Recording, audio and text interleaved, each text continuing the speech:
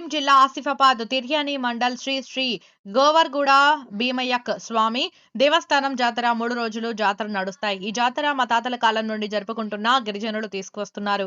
కొన్ని సమస్యలు ఉన్నాయి. నీళ్లు, రోడ్డు సౌకర్యం, విద్యుత్, మరుగుదొడ్లు దేవస్థానం కమిటీ తరపున కోరుకుంటున్నాం. ఈ కార్యక్రమంలో చైర్మన్ ఆత్రం శేఖర్, దేవిగూడ గ్రామ పంచాయతీ మాజీ సర్పంచ్ టేకం పగ్గు, ఆత్రం భీమరావు, కమిటీ అధ్యక్షుడు సిడం కైలాస్, పీఈటీ ఉమ్మడి ఆదిలాబాద్ జిల్లా నుంచి భక్తులు మరియు మహారాష్ట్ర నుంచి భక్తులు రావడం జరుగుతుంది.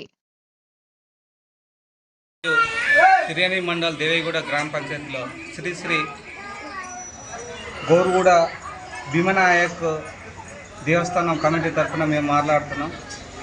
తెలంగాణ వచ్చి 11వ సంవత్సరాలు అవుతుంది. మా గోరుగుడ ఆదివాసీ కొలంస్ నివసిస్తున్నాము.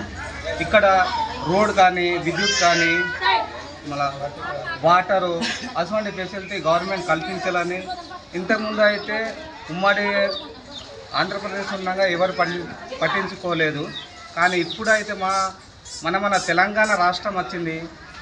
ఆదివాసీ కులం వాళ్ళకి ఎలాంటి అయినా గవర్నమెంట్ సౌకర్యం కల్పించాలని మేము వినియోగిస్తున్నాం.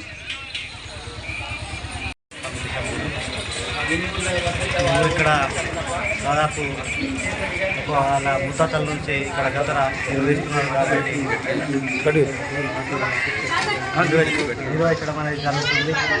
ప్రత్యేకత ఏంటంటే ఇక్కడ మన పొలం తయారు కానీ గోన్ తయారు కానీ మన భీమన్న దేవుడి సాంప్రదాయం అనేది అందరికీ మనకు